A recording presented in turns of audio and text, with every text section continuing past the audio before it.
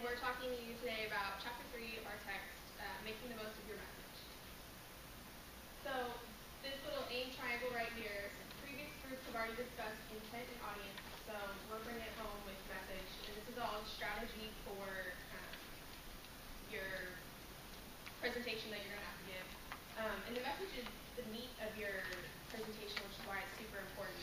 Another reason that it's important is because we're all going to have presentations at some point in our careers, and seeing as we go to UTD, we have about 10 presentations in every class.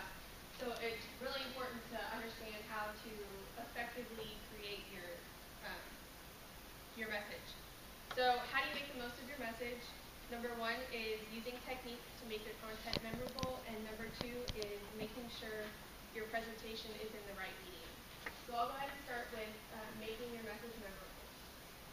First thing you'll want to do is hook the audience's attention. So, by a show of hands, who thinks they're a pretty good multitasker? Well, according to author John Medina, multitasking is a myth. So, this is why it's really important to hook the audience's attention, because you want to make sure they're understanding what you're saying.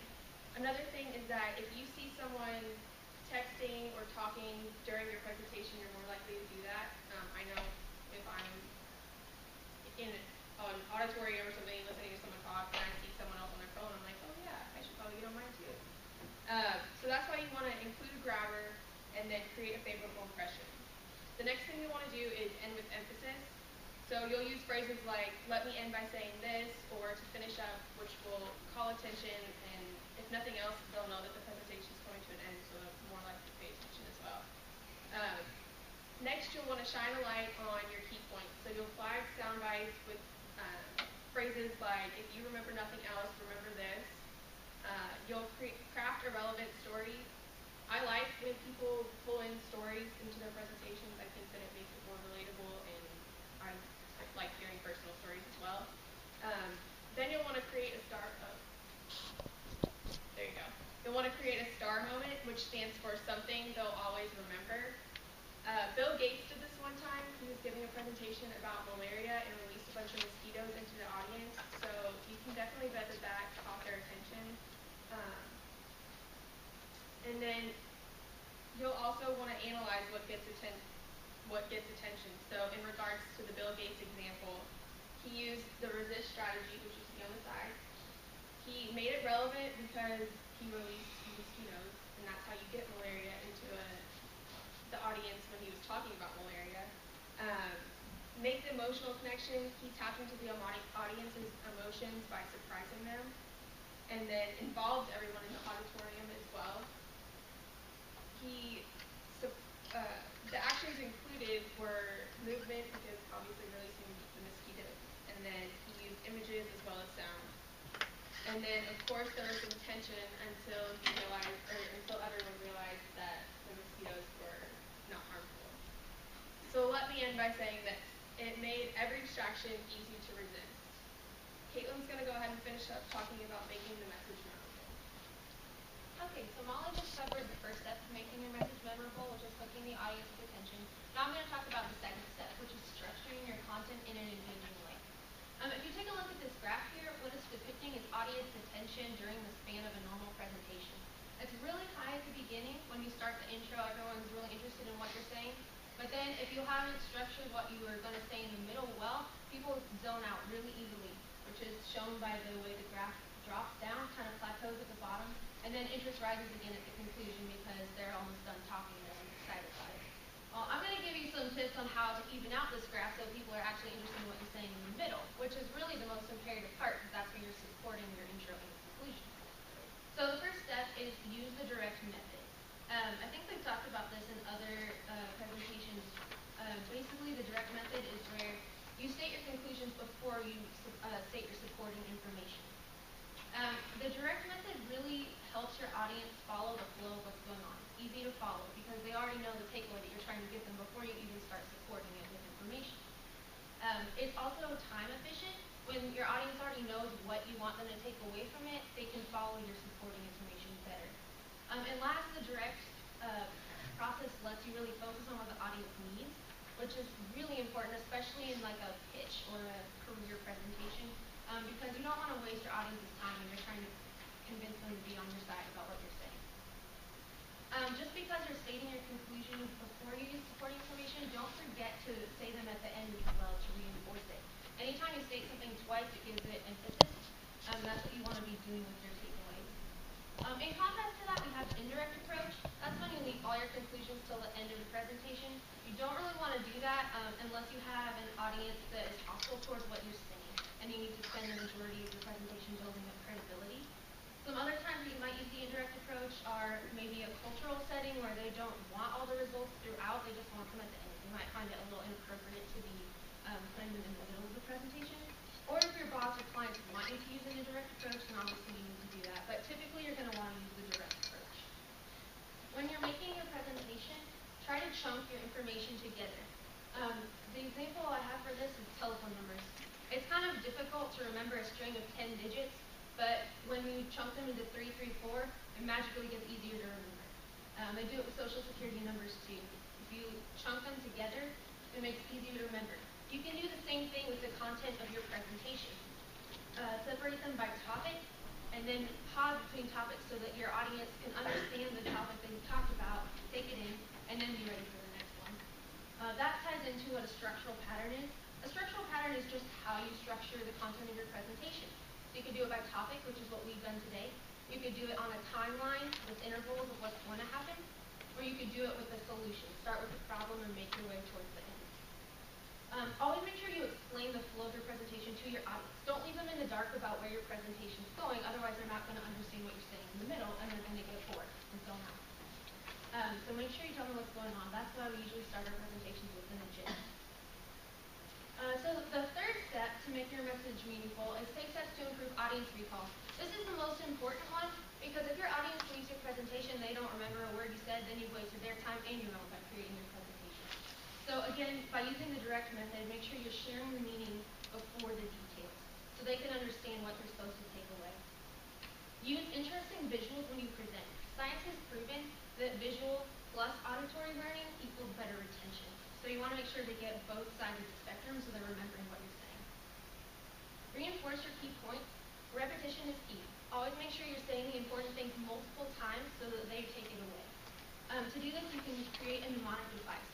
Maybe like a rhyme, a little soundbite, or an acronym. We've been using some acronyms over this whole semester, like AIM, the audience intent message, or the STAR moment that Molly mentioned, which stands for something they'll always remember. And then the last thing you can do to take steps to improve audience recall is to give breaks between new information. If you have a really long presentation, this can be something as literal as a coffee break or a stretch break, or if it's a shorter one like this, you can just pause after new information. Let the audience kind of sink in what you've said, and then let them be prepared for new information. And now I'm going to pass it along to David, who's going to talk to you about media.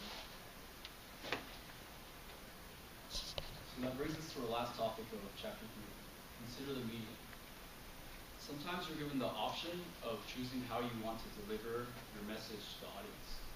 When given this opportunity, you have 2 steps to follow to consider the medium. The first step we'll be talking about is to compare presentations with other options. We'll cover that on the next slide.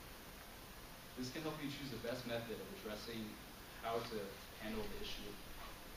The second step, if you choose to stick with the presentation method, may be to use another medium with your presentation.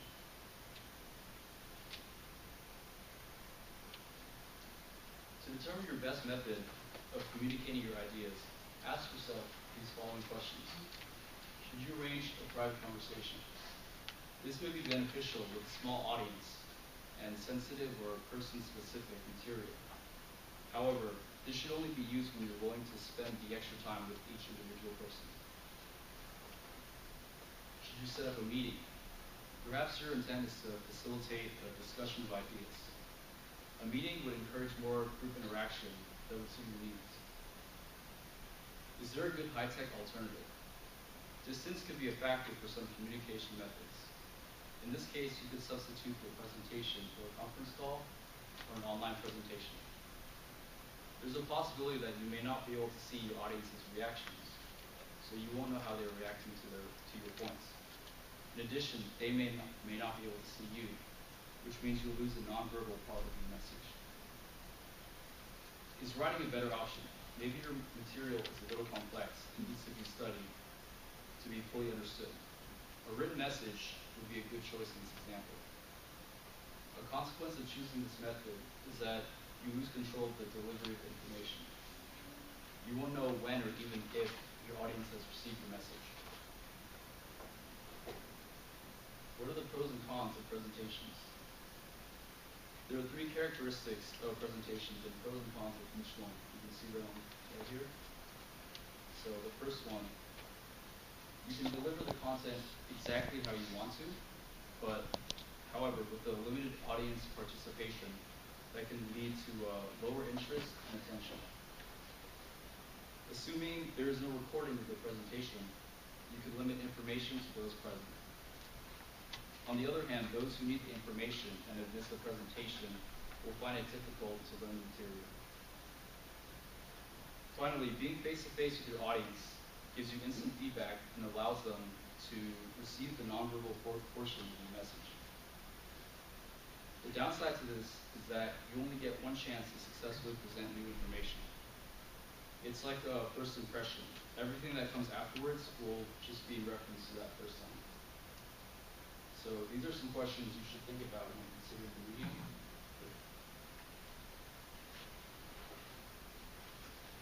So if you do decide to stay with the presentation method, you may want to supplement this with like another medium. So here's some examples right over here. So distributing handouts or emailing materials before your presentation can be supported. Spreadsheets with a lot of information can be difficult to view. So print them out so your audience can read them clearly and with ease. You may choose to do this with all the slides of the presentation. However, keep in mind, this may shift their attention away from you. If you want a more interactive presentation, including Q&A sessions will accomplish this. Just make sure you leave some room for discussion while you're presenting your information. Now I'll turn it over to Molly, who will conclude chapter 3. So I'm going to talk about, so now that you've learned all the different sections of how to make the most of your message, I'm going to do a quick recap before we move on to the quiz of what we think are the 5 key points. So in making your message memorable and meaningful, the main thing is to hook your audience's attention. And the best way to hook your audience's attention is using the resist method.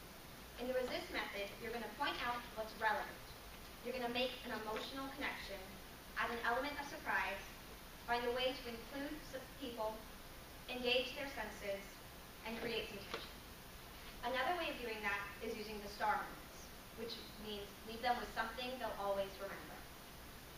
Another way is to structure the message in an engaging way. So with the direct method, you're going to want to put your conclusion first, because that makes it easy to follow, it saves time, and it focuses on the audience. The indirect method is where you put the conclusion at the end, because it probably means there's going to be a hostile reaction to your conclusion. So another thing is to take steps to improve the audience recall. Now, in considering the medium, you're going to want to compare your presentation to other options, or maybe use another medium with your presentation. So now that you've learned how to aim with the audience intent and message, you can move on to the implementation, which is the content, the nonverbal, and the visuals. So we're going to move on to the quiz now. So name 3 ways you can help your audience resist distraction.